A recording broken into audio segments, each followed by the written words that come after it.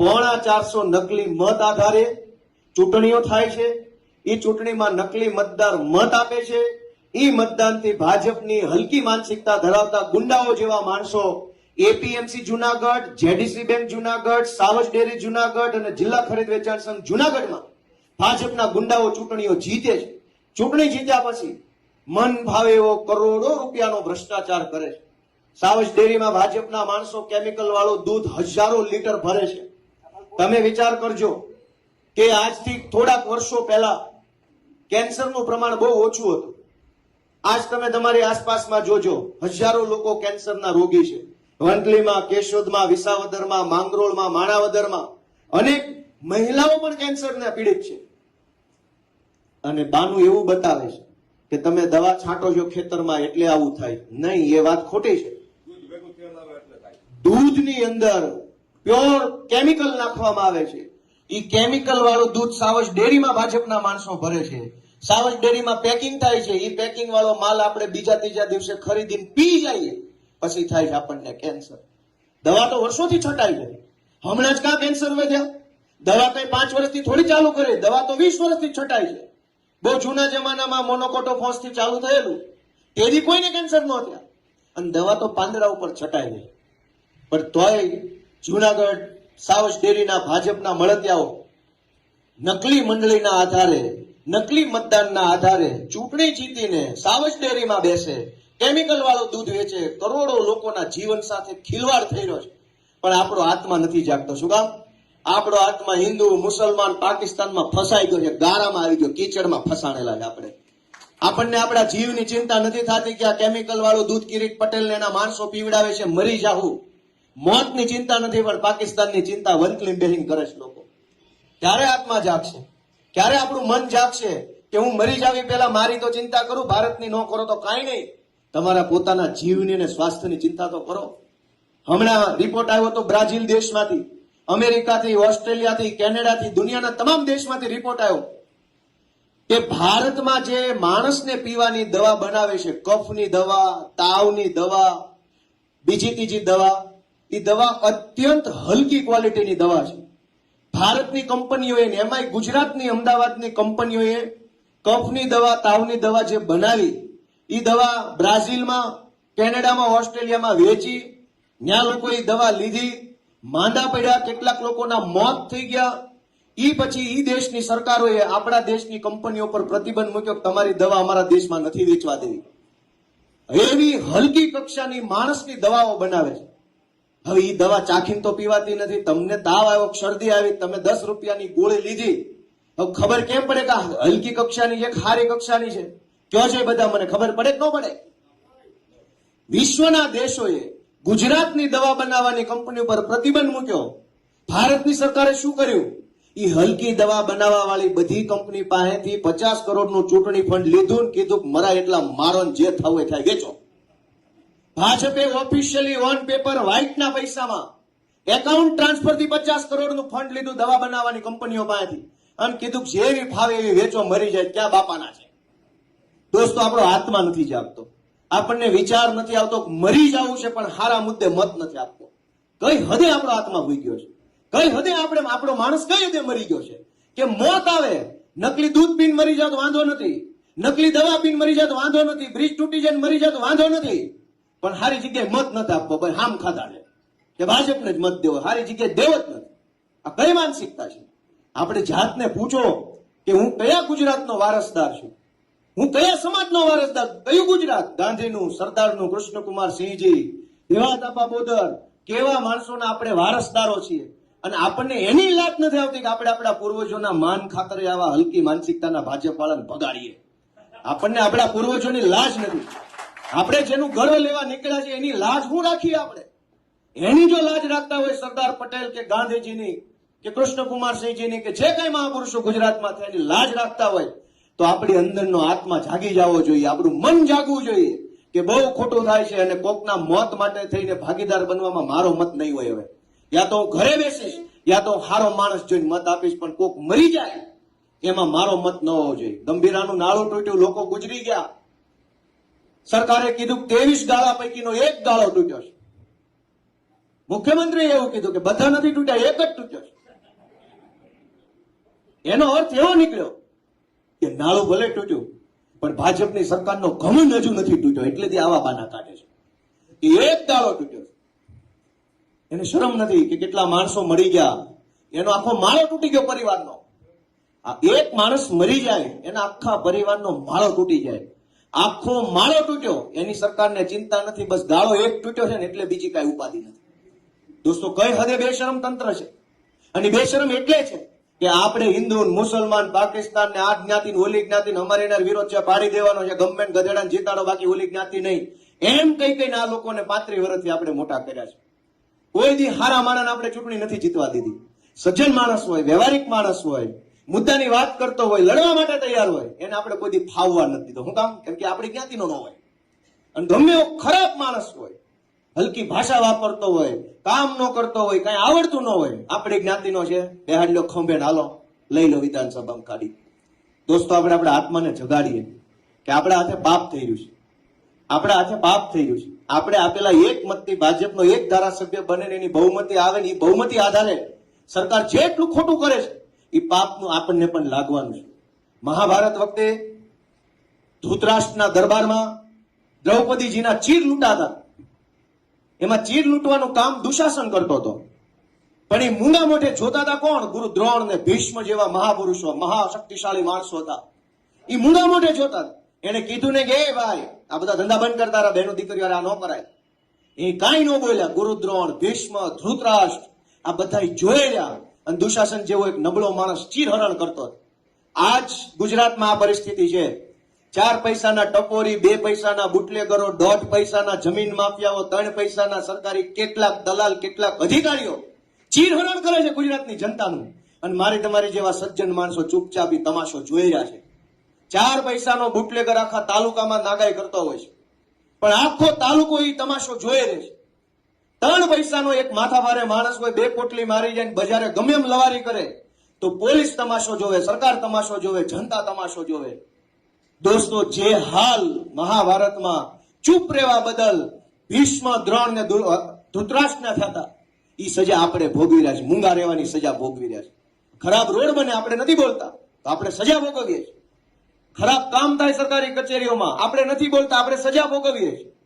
દોસ્તો હું તો તમને એટલી વિનંતી કરવા આવ્યો છું, બહુ નાનો માણસ છું, ઉંમરમાં, અનુભવમાં, સ્થિતિ પરિસ્થિતિમાં તમારા બધા કરતા નાનો માણસ હું છું.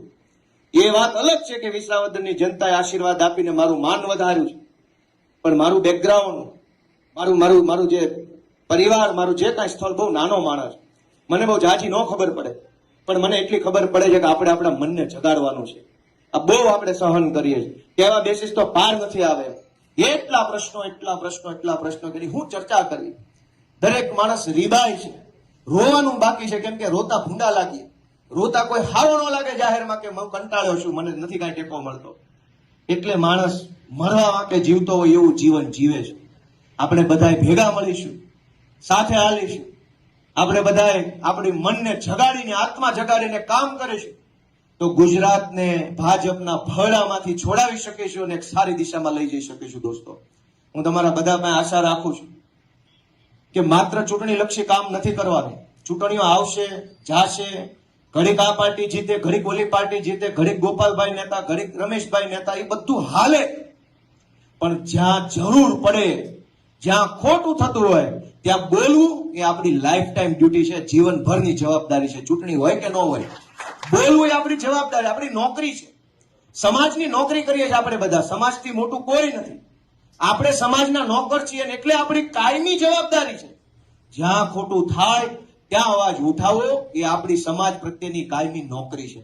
ચૂંટણી જે હોય તે, જે જીતે, જે હારે, ઘડીકા એવું નથી. ચૂંટણી હોય તો જ બોલવું, ચૂંટણી સિવાય પણ બોલતા શીખો, અવાજ ઉઠાવો.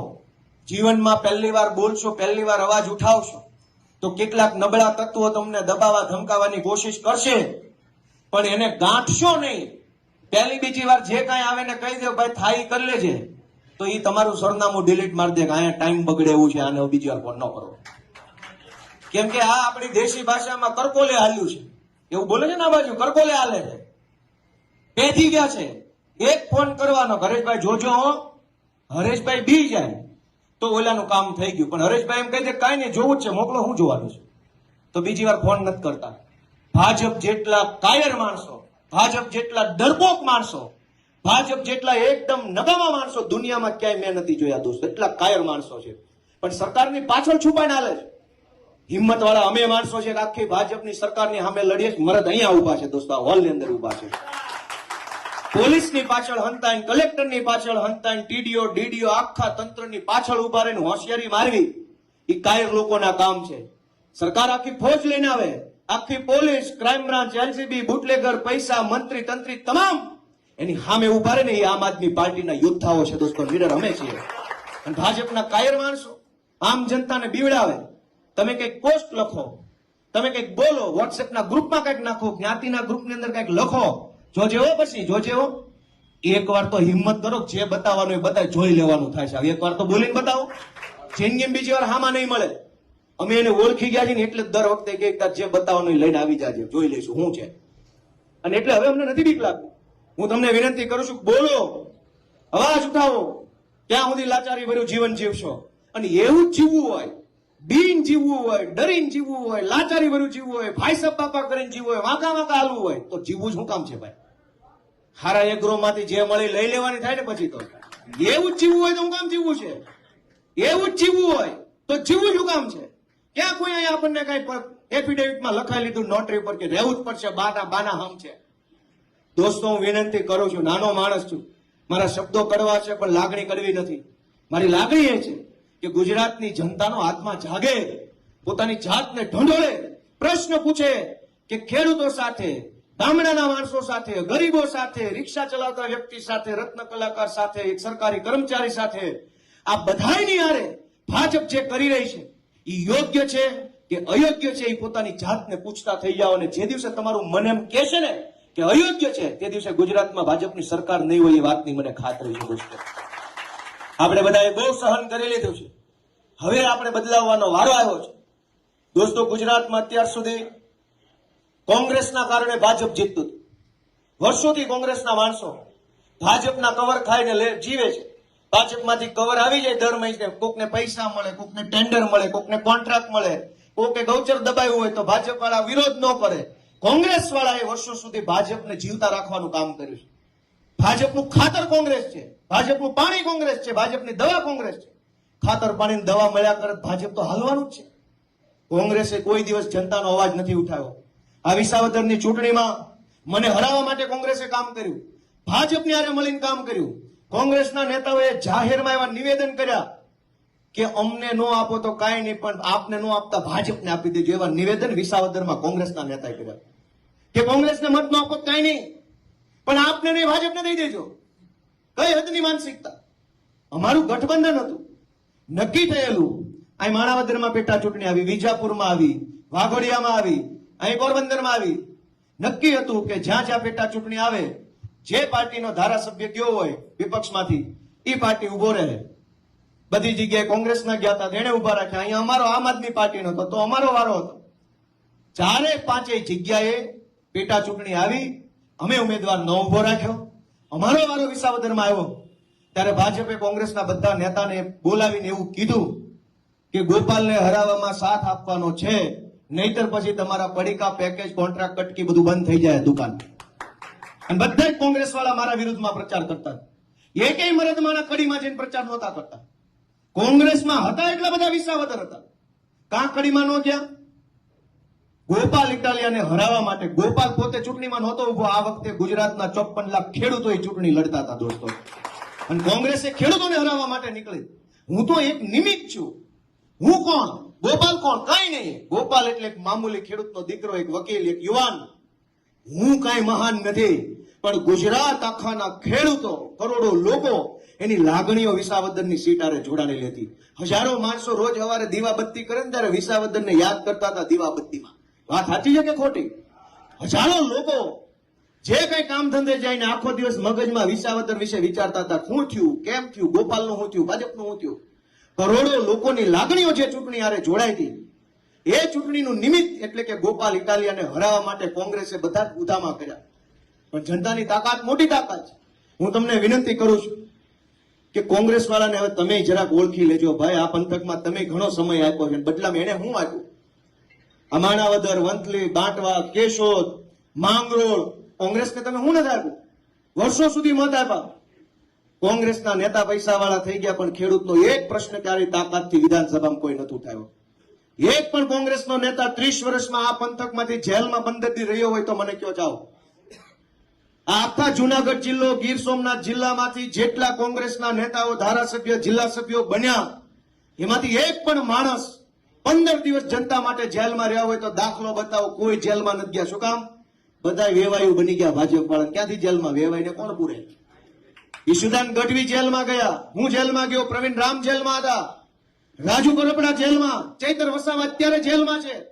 અમે કોઈ દારૂ કે ડ્રગ્સ વેચતા જેલમાં નથી ગયા. અમે કોઈ બહેનો દીકરીઓ છેડતી કરીને જેલમાં નથી ગયા. જનતા માટે લડતા હતા, સાચા દિલથી લડતા હતા અને ભાજપ સામે લડતા હતા, એટલે ભાજપે જેલમાં પૂરવાનું કામ કર્યું. દોસ્તો, હું તમારી પાસે આશા રાખું છું કે આવનારી ચૂંટણીમાં તમારો આત્મા જગાડો, તમારા મનને ઢંઢોળો.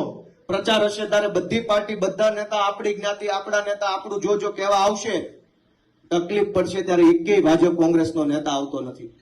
સમય હોય ત્યારે કોઈ નથી આવતો. આ વિસાવદરમાં ભાજપના 400 નેતા આવ્યા હતા મારા વિરુદ્ધમાં પ્રચાર કરવા. ગંભીરાનો પુલ તૂટ્યો, ત્યાં કેટલા ગયા? કોઈ નહીં.